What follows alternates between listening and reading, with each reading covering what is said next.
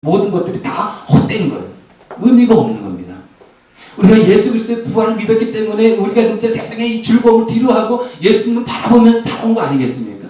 예수님의 부활 때문에 우리가 술도 끊고 담배도 끊고 세상의 즐거움을 쾌락을 절제하면서 지금까지 살아왔는데 예수님께서 부활하셔가지고 내 이웃사람이 나를 진짜 비방하고 나에게 진짜 억울한 일을 했다 할지라도 마음이 그냥 부풀 끓어도 참고 용서하고 인내하면서 우리가 살아왔는데 여러분 예수님의 부활이 없다면 이 모든 인내와 참 용서, 사랑 이런 것들이 다 헛된 거예요. 여러분 우리가 이제 예수님의 부활이 없다면 우리 지난주에 고난주간이 아니었습니까?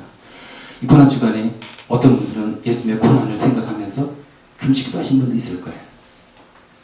세상 즐거움을 잠시 놔두고 절제하면서 예수님의 고난을 생각하면서 나도 진짜 예수님의 고난에 좀 동참하고자 애쓴 사람도 있을 겁니다.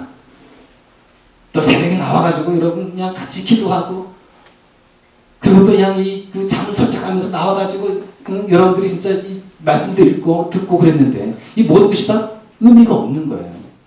예수님 부활하지 않았는데 왜 여러분 새벽에 나와가지고 말씀을 읽고 듣고 기도하고 왜 그러겠습니까? 오늘 여러분들이 이제 특성했어요. 예수님의 부활이 없는데 여러분들이 예수님의 특성, 예수님의 부활을 찬양하고 이게 무슨 의미가 있는 겁니까? 우리 어린 영혼들이 나와가지고요, 우리 어린들이, 주일학교 어린들이 나와가지고 율동하지 않았습니까? 얼마나 은혜스러워요. 근데 예수님이 부활하지 않았다면 우리 아이들의 그 율동 무슨 의미가 있는 겁니까? 아무런 의미가 없는 거예요. 얼마나 불쌍합니까? 저는 어떻습니까? 예수님 부활하지 않았는데 나와가지고 예수님 부활했다고 이렇게 지금 나와서 설교하고 있고 이게 무슨 의미가 있는 겁니까? 예수님 부활하지 않았는데 예수님 부활했다고 외치고 여러분들에게 예수님 믿어야 합니다. 부활을 믿어야 합니다. 이게 무슨 의미가 있어요? 공허한 비아리에 불과한 것이지.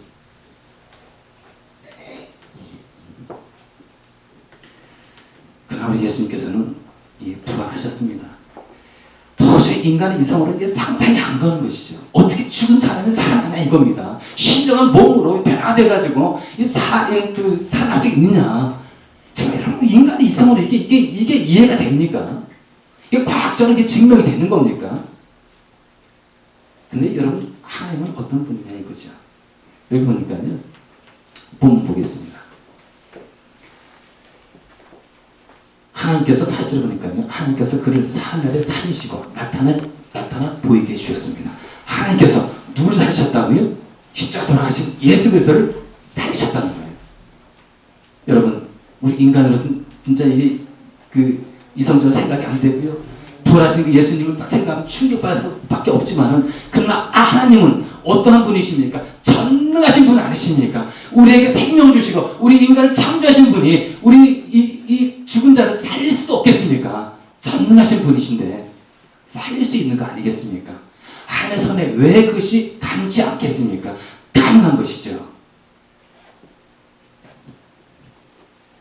그러나 이제 많은 사람들이 예수님의 그 부활에 대해서 막 부정하고 그리고 논박을 하고 예수님 부활한 것이 아니다 해가지고 이런저런 얘기를 많이 해요. 그 중에 몇 가지가 있습니다.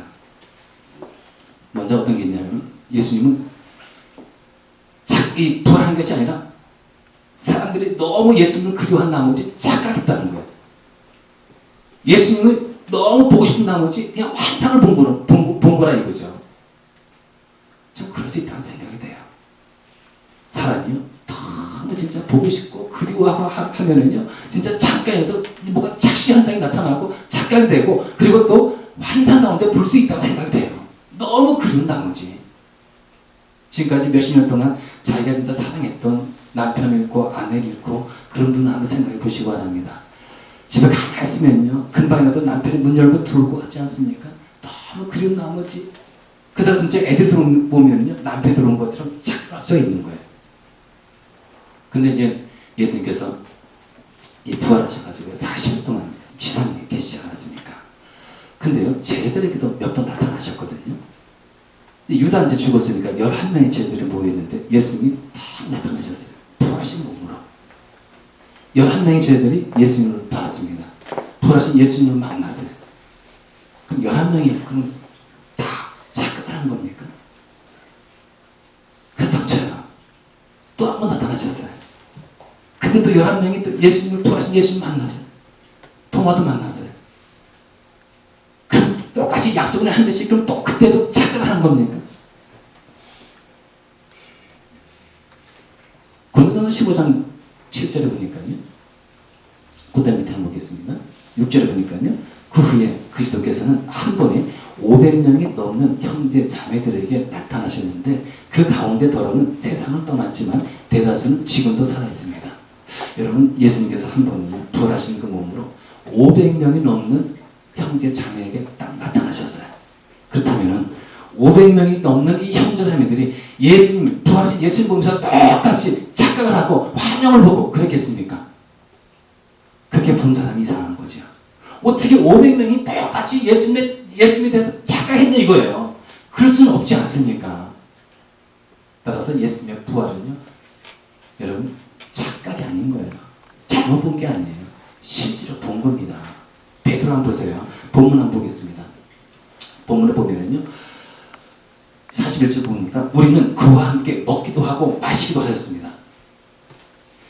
예수님하고 지금 베드로하고 이 제자들하고 지금 어떻게 있습니까? 부활하신 예수님하고 같이 먹기도 하고 마시기도 했다는 거예요.